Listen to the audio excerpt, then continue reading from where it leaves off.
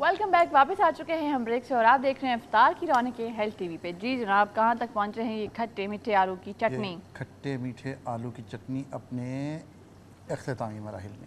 Okay ठीक है। अच्छा, कैसे पता चलेगा कि ये इख्तितामी मराहिल में? जी इसलिए कि इसको तैयार हो गया था, वक्फे में तमाम चीज़ें तैयार थी।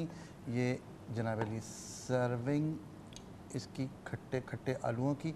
इसमें कहीं पर आपको कड़ी पत्ता नज़र आ रहा होगा और कहीं सजाना अगर हो तो फिर इसके अंदर हम डाल सकते हैं थोड़ी सी टमाटर, ये सिर्फ सजाने के लिए। और अगर थोड़ा सा और ख़ूबसूरत करना है तो इसमें हरी मिर्चों का मीनार खड़ा कर देते हैं। ओके ठीक है, तो इससे ये खूबसूरत हो जाएंगी। ये हरी मिर्चों के मीनार खड़ा कर देते हैं।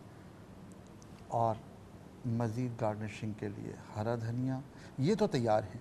लेकिन कुछ चीज़ें ऐसी होती हैं जो छुपी भी अच्छी लगती हैं ना, जैसे अब देखें ये इसमें मैंने मसाला भी डाल दिया ताकि इसका जो अच्छा चाट मसाले के बगैर ज़रा रमज़ान कम गुजरते हैं। हाँ, कुछ ऐसा लगता है जैसे रमज़ान की।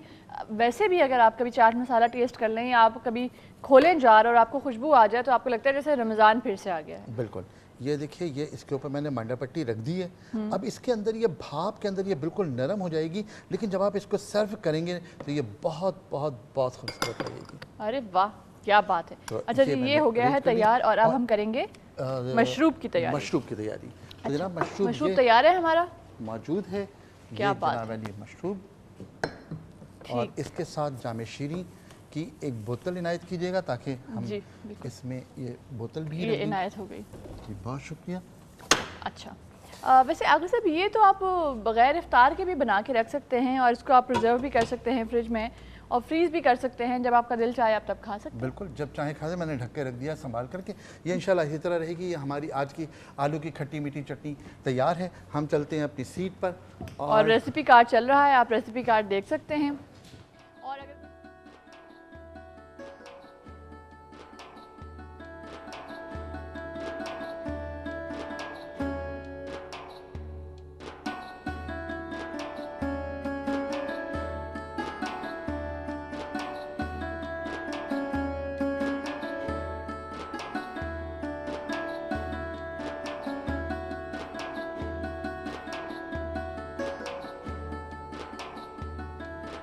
जी अच्छा, अब हम वापस आ चुके हैं और हमारा जो अब सेगमेंट है वो है ओपीडी का। और आज हम जिस चीज़ के बारे में बात करेंगे वो काफ़ी ख़तरनाक लगती है। उसका नाम काफ़ी ख़तरनाक है, गर्दन तोड़ बुखार। जी, और मेनिंजाइटिस। लेकिन इसको तमाम लोग जानते हैं, वो लोग जो उम्रे पर जाते हैं या वो लोग जो हज पर जाते हैं, वो ज़रूर जानते हैं। इसलिए कि जब तक कि वो वैक्सीन ना लगाई जाए उस वक्त तक वहाँ पर दाखिले की इजाज़त नहीं मिलती सऊदी अरेबिया में। ये बहुत बुनियादी बात है कि डॉक्टर साहब, मैं ठीक कह रहा हूँ। आज हमारे अस्सलाम वालेकुम सर, ये आज हमारे मेहमान डॉक्टर जैन है और डॉक्टर जैन जो है वो आज जो सब्जेक्ट है इनका वो मेनिंजाइटिस है। मेनिंजीज़ का वर्म, यानी वर्म में जो होता है वो दिमाग की जो झिल्ली है उसका वर्म है बुनियादी तौर पर। डॉक्टर साहब इसकी वजाहत करेंगे, तमाम चीज़ों को बेहतर करेंगे। मैंने जो उम्रे वाली बात की वो मेरा सवाल अभी बाकी है, उसका जवाब। क्यों होती है ये वैक्सीन? अच्छा, आप वैक्सीन के बारे में पूछ रहे हैं? जी, जब वैक्सीन कराई जाती है। देखें, जब हम उम्रे पे जाते हैं या हज पे जाते हैं तो वहाँ एक बहुत बड़ा क्राउड होता है। बिल्कुल, बहुत बड़ा क्राउड होता है। दुनिया हर मुल्क से एक आदमी आता है। हर मुल्क से जब एक आदमी आता है तो एक सौगात लाता है अपने साथ। ठीक है, तो इसी तरह से मुख्तलिफ लैंग्वेजेस के लोग होते हैं, वो अपने साथ जर्म्स जिसको कहते हैं मुख्तलिफ जरासीम लेकर आते हैं। तो जब हम जो भी उम्रे या हज पे गया, आपको पता है बहुत करीब, बहुत क्लोज होते हैं लोग, बहुत वहाँ पे जगह नहीं होती। तो जब आप एक सांस ले रहे होते हैं तो आपको दूसरे लोगों के सांस की आवाज़ आ रही होती है। तो जब बहुत क्लोज कॉन्टेक्ट से, ओवर क्राउडिंग से हम एक दूसरे से जरासीम हासिल कर सकते हैं। तो इस वजह से मेनिंजाइटिस एक बहुत ही ख़तरनाक जानलेवा किस्म का जरासीम है। और चूँकि इतने मतलब मौजूद आदमी मौके पे जा रहा होता है, बेहतर ये है कि आदमी अपनी हिफाजत खुद करे और जाने से 4 से 6 हफ्ते पहले आपको ये वैक्सीन लगवा लेना चाहिए, उस रात नहीं, क्योंकि वैक्सीन जब भी लगाया जाता है तो उसको टाइम लगता है काम करने में, यकीनन। तो इसी वजह से 2 दिन पहले आए कि जी वैक्सीन अब लगाएं, नहीं, आप उसको पहले से अपने जो आपका प्लान है उसमें लिख लीजिए। हफ्ता तकरीबन 4 से 6 हफ्ते पहले लगवाइए ताकि आपके जिस्म में इतनी एंटीबॉडीज़ बन जाएं ताकि जब आप वहाँ जाएं तो आपके जब आपको जरासीम अटैक करे तो आप वेल प्रोटेक्टेड हो उसके। ये इंतहाई इम्पॉर्टेंट है जानने वाले लोगों के लिए। यकीनन ये आप हमारे लोगों को समझाइए। डॉक्टर साहब, thank you very much. Just over to you.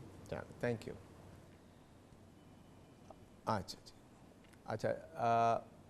आज जो हमारा टॉपिक है वो है मेनिंजाइटिस, और स्पेशली मेनिंजाइटिस हम उम्र हज के अलावा ज़्यादातर हम बच्चों के बारे में, क्योंकि मैं एक चाइल्ड स्पेशलिस्ट हूँ, तो हम उसके लिहाज से बात करेंगे ज़्यादा। आप हमें कॉल कर सकते हैं इस नंबर पर 021-353-0578, 021-353-0579। हमारा ईमेल एड्रेस है opd@health-tv.tv, और फेसबुक के लिए facebook.com/health-tv.tv। हम लाइव हैं on health TV Ziauddin FM 98.2 पे, और आज हमारा टॉपिक है गर्दन तोड़ बुखार, और स्पेशली हम गर्दन तोड़ बुखार की बात करेंगे बच्चों में। तो गर्दन तोड़ बुखार क्या है? दिमाग जो हमारा होता है, दिमाग पे झिल्लियाँ होती हैं। झिल्लियाँ उनको कहते हैं ड्यूरा मैटर, आर्कनॉइड और पाया मैटर। ये झिल्लियाँ तीनों दिमाग पे लगी हुई होती हैं। तो जब इनकी सोजिश हो जाती है तो उससे गर्दन तोड़ बुखार हो सकता है। और याद रखिए, गर्दन तोड़ बुखार एक आम नज़ला खांसी नहीं है, एक जानलेवा बीमारी है। तो उसके लिए हमें मालूम होना बहुत ज़रूरी है कि कैसे उसकी तशख़ीस की जाए। लोग अगर बुखार हो तो हर बुखार का मतलब गर्दन तोड़ बुखार नहीं हो। कब सस्पेक्ट करना चाहिए कि ये गर्दन तोड़ बुखार हो सकता है? अच्छा, अब गर्दन तोड़ बुखार कैसे हो सकता है? वो किसी बैक्टीरिया से हो सकता है, वायरस से हो सकता है, फंगस से हो सकता है, और अगर किसी को फेफड़े की टीबी भी है तो अगर उसका प्रॉपर टाइम में इलाज ना किया जाए तो वो ट्यूबरकुलस मेनिंजाइटिस बोलते हैं उसको, तो वो टीबी तो मेनिंजाइटिस की शक्ल इख्तियार कर लेता है। अब मुख्तलिफ एज ग्रुप में नौमौलूद बच्चों में जरासीम अलग होते हैं। पहले हम बैक्टीरिया की बात करते हैं। नौमौलूद बच्चों में जरासीम अलग होते हैं, बड़े बच्चों में जरासीम अलग होते हैं। यहाँ पे हम बहुत ज़्यादा नाम नहीं लेंगे, लेकिन टेक्निकली दो तीन इम्पॉर्टेंट नाम इसलिए लेंगे ताकि वो आपके जहन में होने चाहिए। उसके ख़िलाफ़ कैसे प्रोटेक्शन की जाती है, कुछ वैक्सीन है वो हम आगे प्रोग्राम में बात करेंगे उनकी।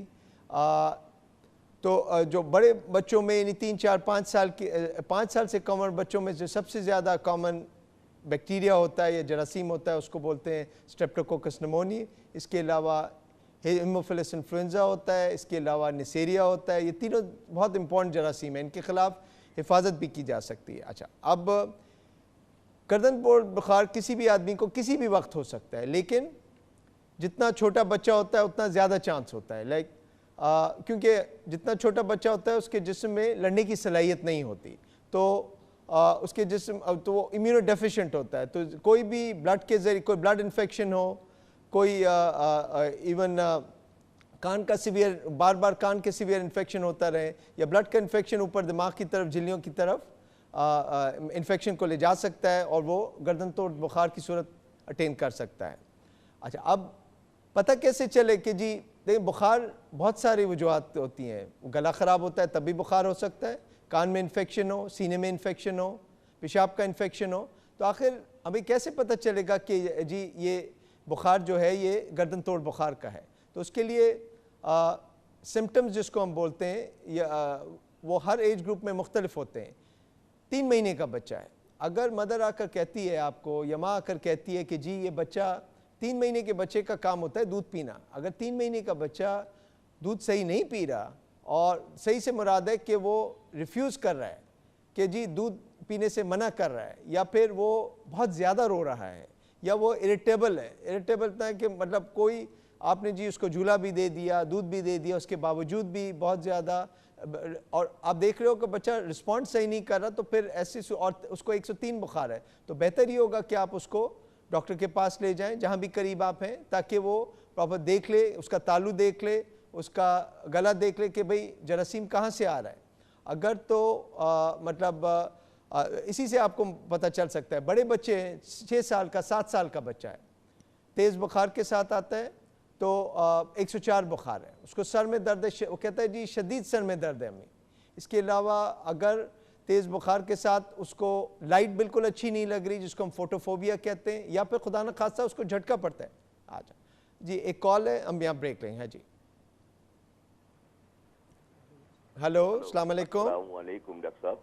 जी वालेकुम अस्सलाम। कौन बोल रहे हैं जी, कहाँ से? असगर अली, कराची। जी बताइए, असगर अली कराची से। सर कैसे हैं आप? अल्लाह का शुक्र, thank you for Ramzan calling मुबारक जी। हो और हमारे हक में दुआएं कीजिए। मैं आपसे एक सवाल पूछना ये चाहता हूँ कि गर्दन तोड़ बुखार, इसकी तहकीक कब पहली मरतबा पता चली ये मेडिकल साइंस में कि ये गर्दन तोड़ बुखार है? देखिए अब हिस्ट्री तो बहुत लंबी है, मतलब इसको बहुत, अब आप 100 साल पीछे भी जाएं तो देखें, हम आजकल 2012 में तो मेडिकल लिटरेचर चेंज हो रहा है।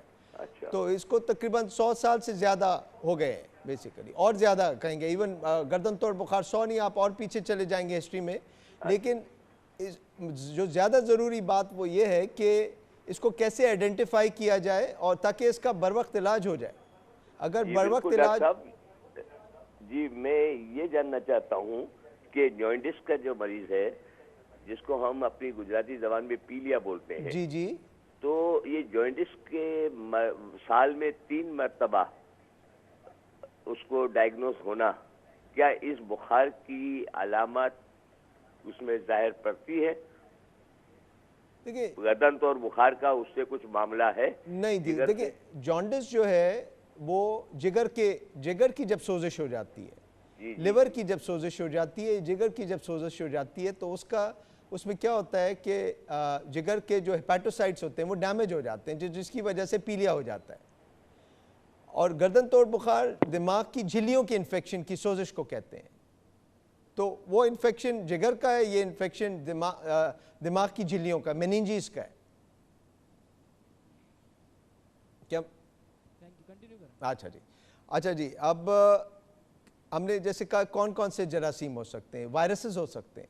अब वायरस में हर्पीज होता है, किसी मम्स होता है, एक वायरस जो आम बच्चों को हो सकता है। अगर मम्स को जल्दी डायग्नोस ना किया जाए, उसका इलाज ना किया जाए, तो उसकी एक कॉम्प्लिकेशन होती है मेनिंजाइटिस।